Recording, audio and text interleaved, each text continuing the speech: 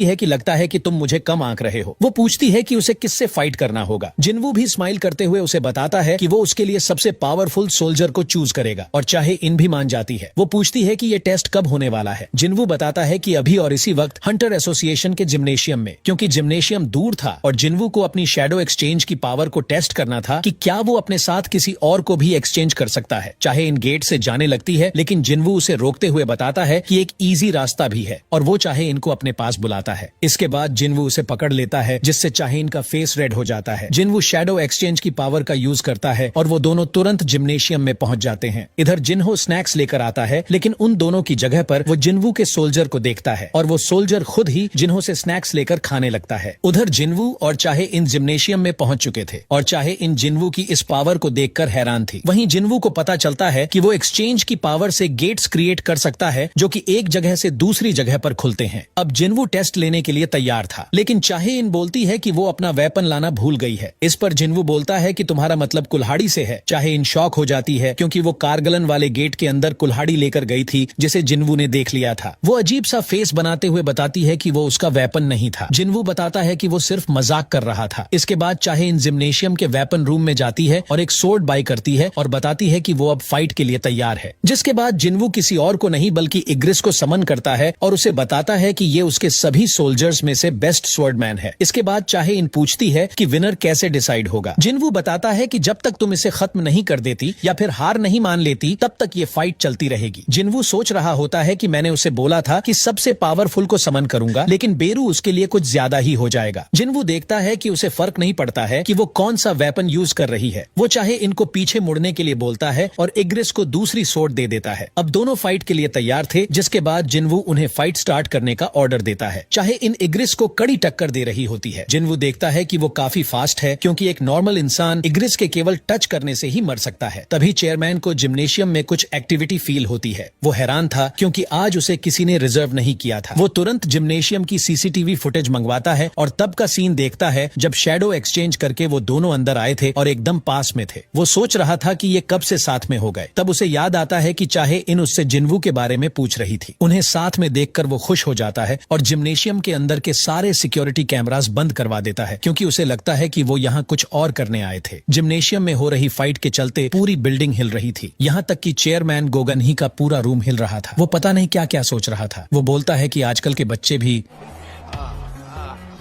उधर चाहे इन इग्रिस को डिफीट कर देती है और वो जिनवू को अपने बेस्ट सोल्जर को समन करने के लिए बोलती है। तब जिनवू बताता है कि तुम उससे हर्ट हो सकती हो। तब चाहे इन बताती है कि मुझे फर्क नहीं पड़ता, क्योंकि वैसे भी मुझे उससे दोबारा फाइट करनी है। तब जिनवू समझ जाता है कि वो बेरू से फाइट करना चाहती है, क्योंकि एक बार वो उससे हार चुकी थी। जिसके बाद जिनवू बेरू को समन करता है और वो चाहे इनसे पूछता है कि क्या वो सच में इससे फाइट करना चाहती है। जिनवू जानता है कि भले ही शैडो सोल्जर्स मरने के बाद पहले से वीक हो जाते हैं, लेकिन बेरू को केवल हंटर्स को खत्म करने के लिए बनाया गया था। उसने एक किलिंग वेपन की तरह जन्म लिया था। इसीलिए जिनवू को डर था कि कहीं वो चाहे इनको चोट ना पहुंचा दे। अब बेरू जिनवू से बोलता है कि माय किंग, मुझे इस इंसान के साथ क्या करना है। जिनवू उसे बताता है कि तुम्हें उसे हराना है, पर ध्यान रखना कि गलती से भी वो डैमेज ना हो। बेरू मान जाता है और चीखने लगता है। उसके ऑरा को देखकर चाहे इन डर जाती है कि जिनवू इससे फाइट कर चुका है। इसके बाद बेरू फाइट के लिए तैयार हो जाता है और अपने नाखून बढ़ा लेता है, लेकिन जिनवू उससे बोलता है कि उसे अंदर करो। अगर उसे एक खरोंच भी आई तो तुम्हारा जीना हराम कर दूंगा। ये सुनते ही बेरू की फट जाती है और वो नॉर्मल हो जाता है और अपने पंजे अंदर कर लेता है। इस बार चाहे इन पहले अटैक करती है, लेकिन उसके कुछ भी करने से पहले बेरू उसके पीछे पहुंच जाता है, जिससे चाहे इनके फेस में पसीने आ जाते हैं, क्योंकि बेरू ने उसके साथ पहली बार भी यही किया था। चाहे इन ये बोलते हुए वापस अटैक करती है कि सेम ट्रिक उसके लिए वर्क नहीं करेगी। वहीं बेरू सोच रहा होता है कि मालिक ने मुझे बिना डैमेज किए हराने को बोला है, इसीलिए वो सोचता है कि उसे केवल अपनी पावर दिखाना है, जिसके बाद वो खुद ही हार मान लेगी। लेकिन चाहे इन उस पर लगातार अटैक करती है और बेरू बिना अटैक किए उसके सभी अटैक्स को डॉज कर लेता है। इसके बाद बेरू चीखता है और उसकी केवल चीख से ही चाहे इन पीछे उड़ जाती है, जिससे जिनवू को लगता है कि चाहे इन हार मान जाएगी, लेकिन वो हार नहीं मानती है। इसीलिए जिनवू पूरी तरह से हैरान था कि ये जानने के बाद भी कि बेरू उससे बहुत ज्यादा पावरफुल है, फिर भी वो फाइट कर रही है। जिनवू जानता है कि बेरू सबसे अलग है। भले ही वो सोच समझ सकता है, लेकिन वो एक किलिंग मशीन है और अब तक बेरू उसे खत्म करने के लिए खुद को रोके हुए है। लेकिन जिनवू ये भी जानता है कि चाहे इनके पास भी फाइट करने के लिए अपने खुद के रीजंस हैं। अब बेरू को धीरे धीरे गुस्सा आ रही थी क्योंकि उसकी डिक्शनरी में होल्ड बैक करने का सिस्टम नहीं था। उसके हिसाब से सामने वाला या तो उसका शिकार होगा या फिर शिकारी। इसीलिए बेरू को चिढ़ होने लगी थी और अब वो भी अटैक करना स्टार्ट कर देता है। चाहे इन उसके अटैक से बचते हुए सोर्ड डांस स्किल का यूज करती है और बेरू पर खतरनाक अटैक करती है, लेकिन बेरू उसकी सोर्ड को तोड़ देता है। लेकिन इसके बाद चाहे इन सोर्ड ऑफ लाइट स्किल का यूज करती है जिसमें उसका बहुत ज्यादा माना खर्च होता है और अभी इसे वो केवल एक ही बार यूज कर सकती है, लेकिन उसकी ये स्किल बहुत ज्यादा पावरफुल थी। वो अब बेरू पर खतरनाक तरीके से अटैक करना स्टार्ट कर देती है जिसे देखकर जिन्वू भी हैरान हो जाता है। लेकिन इस मूवमेंट पर बेरू के माइंड में एक कमांड चलने लगती है और ये वो कमांड थी जिसे एंट क्वीन ने उसके जन्म के टाइम पर दिया था और कोई भी चीज उसे ये कमांड भूलने नहीं देगी क्योंकि ये उसकी इंस्टिंक्ट के अंदर था। और कमांड ये था कि अपने दुश्मन को खत्म कर दो और इस टाइम पर चाहे इन उसकी दुश्मन थी। बेरू के माइंड में क्वीन का कमांड आते ही वो अपनी फुल पावर में आ जाता है। वो अब चाहे इनको खत्म करने वाला था। जिन्वू चिल्लाकर उसे रोकने की कोशिश करता है लेकिन वो फिर भी नहीं रुकता है। बेरू उसे मारने ही वाला था लेकिन तभी जिन्वू तुरंत उसका हाथ पकड़ लेता है। जिन्वू उस पर गुस्साते हुए बोलता है कि मैंने तुम्हें रुकने के लिए बोला था। वो चाहे इनसे पूछता है कि वो ठीक है कि नहीं। उधर बेरू अपने सिर के साथ पूरी बॉडी को जमीन में रखकर जिन्वू से माफी मांगता है कि प्लीज मुझ पर दया दिखाइए, जिस पर जिन्वू अजीब सा फेस बना लेता है। इसके बाद जिन्वू चाहे इनसे पूछता है कि तुम खुद को इतना पुश क्यों कर रही हो, ये सिर्फ एक टेस्ट है और वो भी ऐसे गिल्ड का टेस्ट जिसका अभी तक नाम भी नहीं है और तुम्हारे जैसी हंटर को अपनी लाइफ इस तरह रिस्क में नहीं डालना चाहिए। इसके बाद जिन्वू पूछता है कि आखिर तुम ये सब किस लिए कर रही हो। फिर वो उससे पूछता है कि क्या तुम मुझ में इंटरेस्टेड हो। ये सुनकर चाहे इन पूरी तरह से चौंक जाती है। अब जिन्वू कुछ और बोल पाता इससे पहले ही चाहे इन हाँ बोल देती है। वो बोलती है ऐसा ही लगता है। उसका फेस फिर से लाल हो जाता है और आखिरकार वो जिन्वू के सामने इस बात को एक्सेप्ट कर लेती है कि वो जिन्वू को पसंद करती है। आज की ये वीडियो यहीं पर खत्म होती है। अगर